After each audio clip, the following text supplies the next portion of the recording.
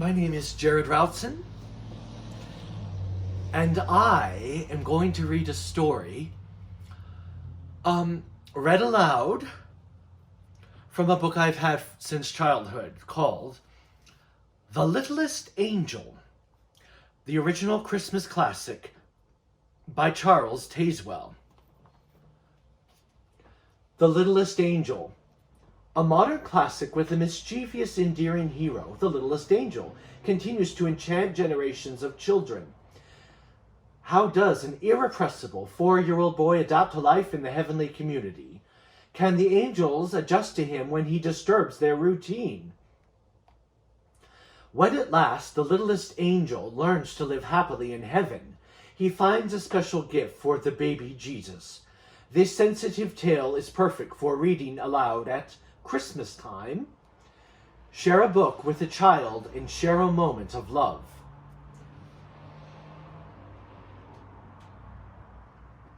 Our ideals. Barcode 0, lines 77031, lines 09233, lines 5. ISBN 0-89542-923-3.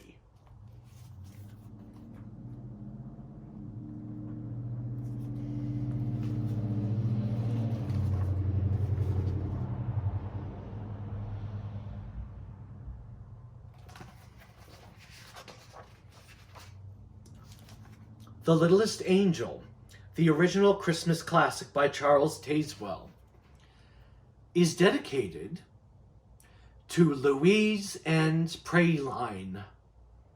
Or is it to Louise and Praline? This book belongs to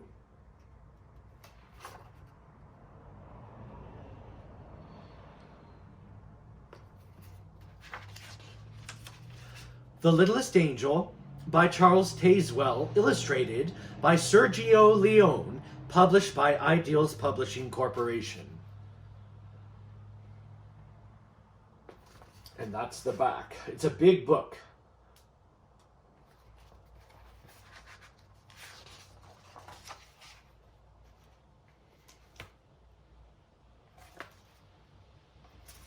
ISBN 0-89542-923-3.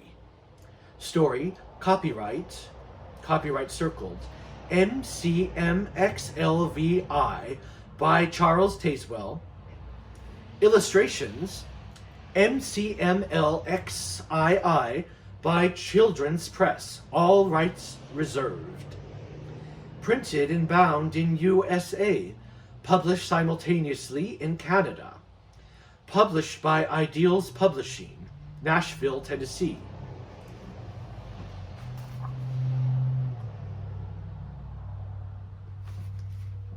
Once upon a time, oh many, many years ago, as time is calculated by men, but which was only yesterday in the celestial calendar of heaven, there was, in paradise, a most miserable, thoroughly unhappy, and utterly dejected cherub, who was known throughout heaven as the Littlest Angel.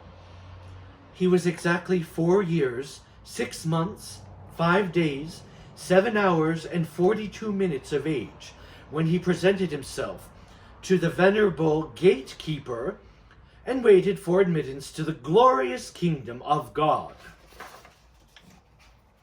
Standing defiantly, he tried to pretend that he wasn't at all impressed by such unearthly splendor, and that he wasn't at all afraid. But his lower lip trembled, and a tear disgraced him by making a new furrow down his already tear-streaked face. Coming to a precipitous halt at the very tip end of his small freckled nose. But that wasn't all. While the kindly gatekeeper was entering the name in his great book, The Littlest Angel, having left home as usual without a handkerchief, endeavoring to hide the telltale evidence by snuffing, a most unangelic sound which so unnerved the good gatekeeper that he did something he had never done before in all eternity. He blotted the page.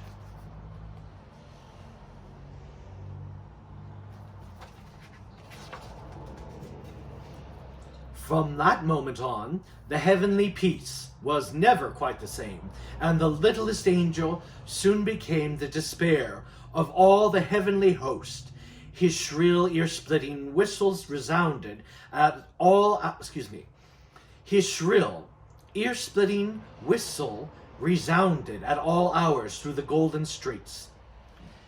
It startled the patriarch prophets and disturbed their meditations. Yes, and on top of that, he inevitably and vociferously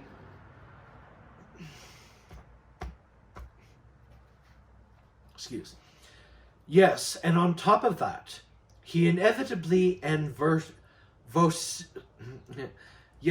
and on top of that, he inevitably and vociferously sang off-key at the singing practice of the heavenly choir, spoiling its ethereal effect. And, being so small that it seemed to take him just twice as long as anyone else to get to nightly prayers, the littlest angel always arrived late, and always knocked everyone's wings askew as he darted into his place. Although these flaws in behavior might have been overlooked, the general appearance of the littlest angel was even more disreputable than his deportment. It was first whispered among the seraphim and cherubim, and then he said aloud among the angels and archangels that he didn't even look like an angel. And they were all quite correct. He didn't. His halo was permanently tarnished where he held... He didn't. His halo was permanently tarnished where he held onto it with one hot little chubby hand where he ran, and he was always running. Furthermore, even when he stood very still, it never behaved as a halo should.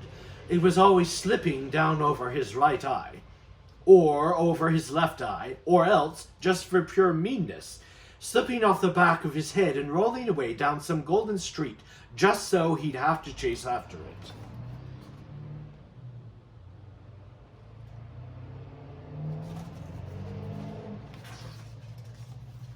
Yes, and it must be recorded that his wings were neither useful nor ornamental.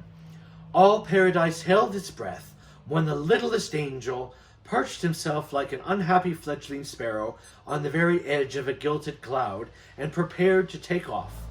He would teeter this way and that way, but after much coaxing and a few false starts, he would shut down, one more time. He would teeter this way and that way, but after much coaxing and a few false starts, he would shut both of his eyes, hold his freckled nose, count up to 303, and then hurl himself slowly into space. However, owing to the regrettable fact that he always forgot to move his wings, the littlest angel always fell head over halo.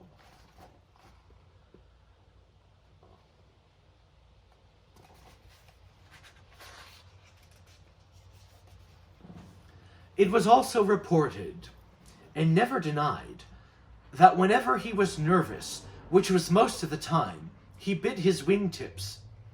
Now anyone can easily understand,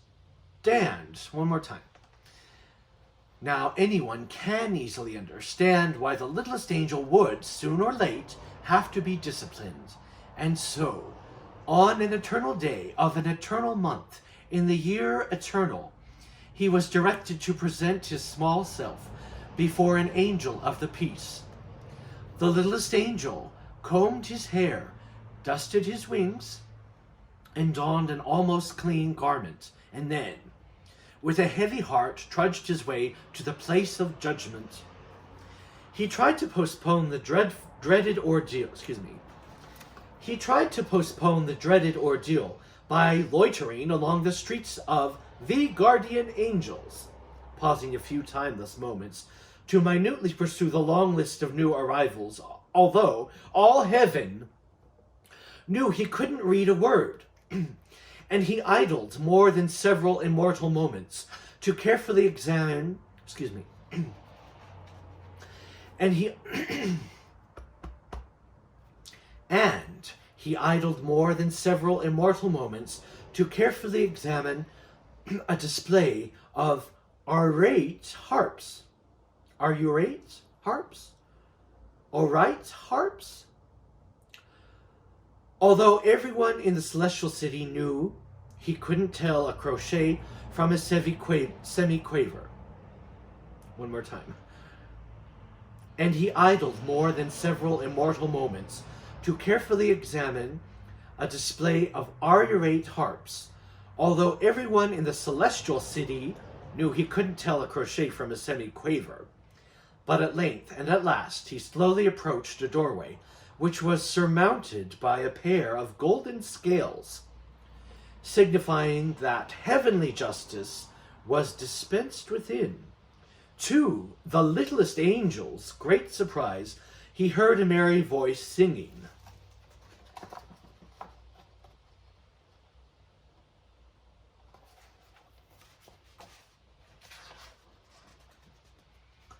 The littlest angel removed his halo and breathed upon it heavenly, then polished it upon his garment, a procedure which added nothing to his already untidy appearance, and then tiptoed in.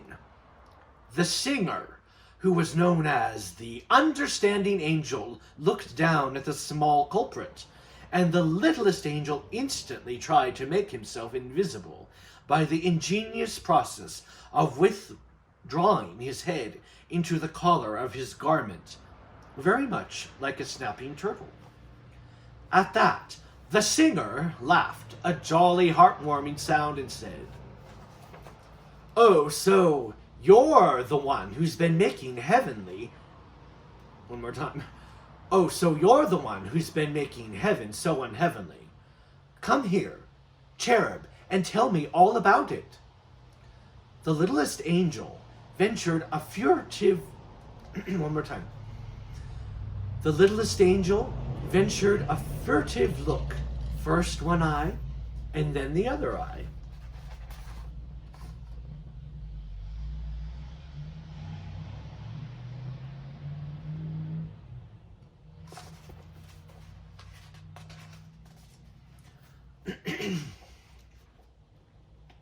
Suddenly, almost before he knew it, he was perched on the lap of the understanding angel, and was explaining how very difficult it was for a boy who suddenly finds himself transformed into an angel.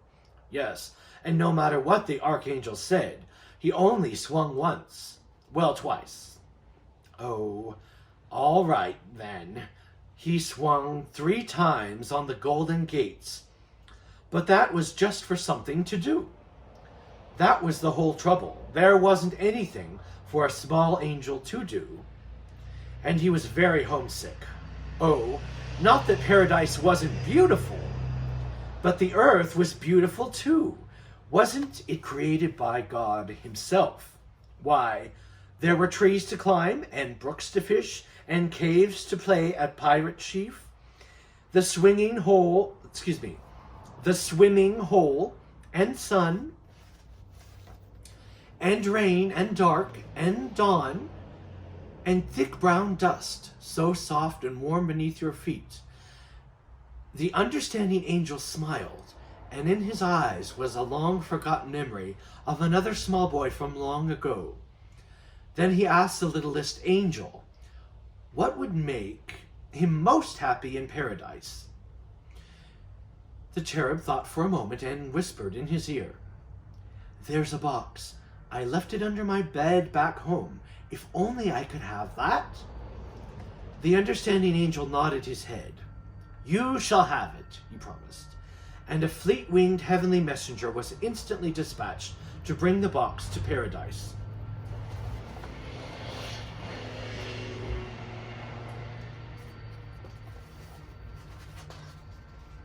And then, In all those timeless days that followed, everyone wondered at the great change in the littlest angel, for among all the cherubs in God's kingdom, he was the most happy.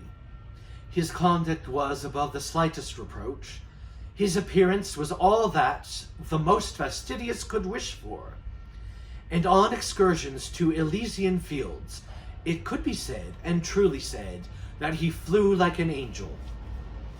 Then it came to pass that Jesus, the Son of God, was to be born of Mary, of Bethlehem, of Judea. And as the glorious tidings spread through paradise, all the angels rejoiced, and their voices were lifted to herald the miracle of miracles, the coming of the Christ child.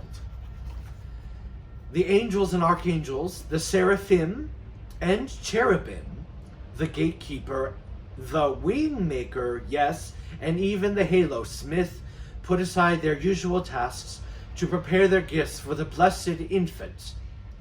All but the littlest angel. He sat himself down on the topmost step of the golden stairs and anxiously waited for inspiration. What could he give that would be most acceptable to the Son of God? At one time, he dreamed of composing a lyric hymn of adoration. But the littlest angel was woefully wanting in musical talent. Then he grew tremendously excited over writing a prayer that would live forever in the hearts of men, because it would be the first prayer ever to be heard by the Christ child. But the littlest angel was lamentably lacking in literate skill. What, oh what, could a small angel give that would please the holy infant? The time of the miracle was very close at hand, when the littlest angel at last decided on his gift. Then on that day of days, he proudly brought it from its hiding place behind a cloud, and humbly, with downcast eyes, placed it before the throne of God. It was only a small, rough, unsightly box, but inside were all those wonderful things that even a child of God would treasure. A small, rough, unsightly box, lying among all those other glorious gifts from all the angels of paradise, gifts of such rare and radiant splendor and breathless beauty that heaven and all the universe were lighted by the mere reflection of their glory. And when the littlest angel saw this, he suddenly knew that his gift to God's child was irreverent, and he devoutly wished he might reclaim his shabby gift. It was ugly. It was worthless. If only he could hide it away from the sight of God before it was even noticed. But it was too late. The hand of God moved slowly over all that bright array of shining gifts, then paused, then dropped, then came to rest on the lowly gift of the littlest angel.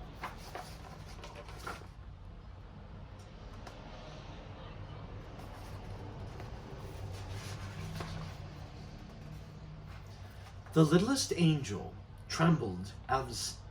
The littlest angel trembled as the box was opened, and there, before the eyes of God and all his heavenly host, The littlest angel trembled as the box was opened, and there, before the eyes of God and all his heavenly host, was what he offered to the Christ child, and what was his gift to the blessed infant? Well, there was a butterfly with golden wings, captured one bright summer day on the hills above Jerusalem.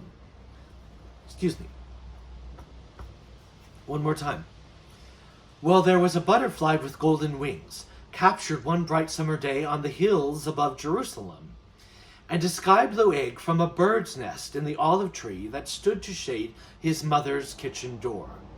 Yes, and 2 white stones found on a muddy river bank, where he and his friends had played like small brown beavers, and at the bottom of the box, a limp, tooth-marked leather strap, once worn as a collar by his mongrel dog, who had died as he had lived, in absolute love and infinite devotion. The littlest angel wept hot, bitter tears, for now he knew that instead of honoring the Son of God, he had been most blasphemous. Why had he ever thought the box was so wonderful? Why had he dreamed that such utterly useless things would be loved by the blessed infant? In frantic terror, he turned to run and hide from the divine wrath of the Heavenly Father, but he stumbled and fell, and with a horrified wail and clatter of halo, rolled in a ball of consummate misery to the very foot of the heavenly throne.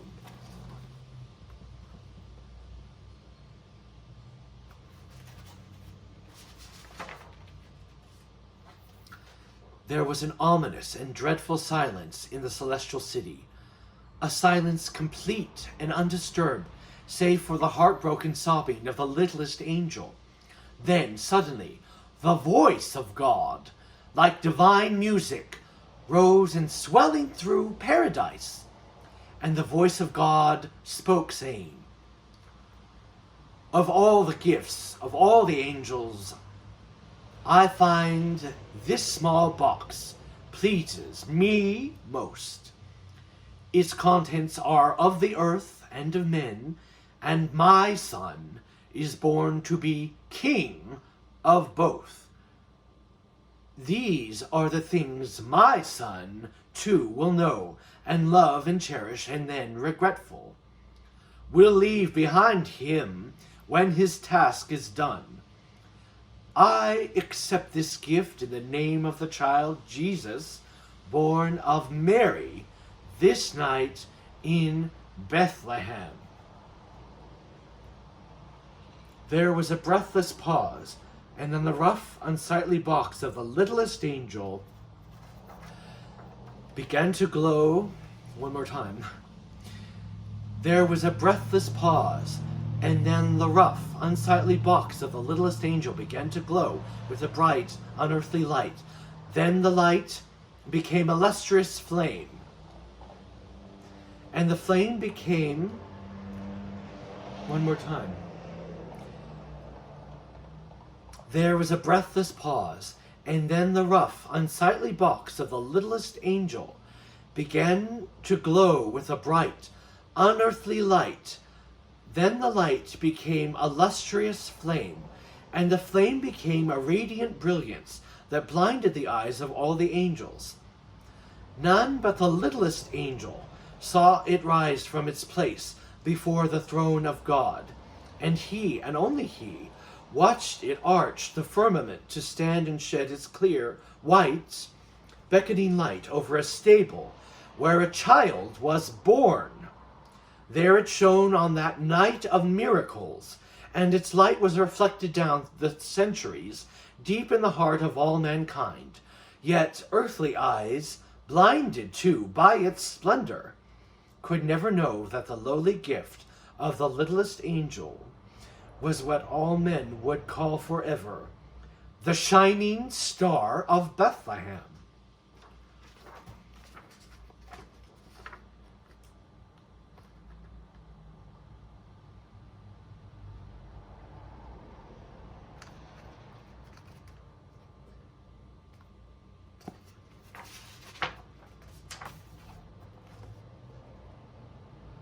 Charles TAZEWELL wrote The Littlest Angel, the original Christmas classic.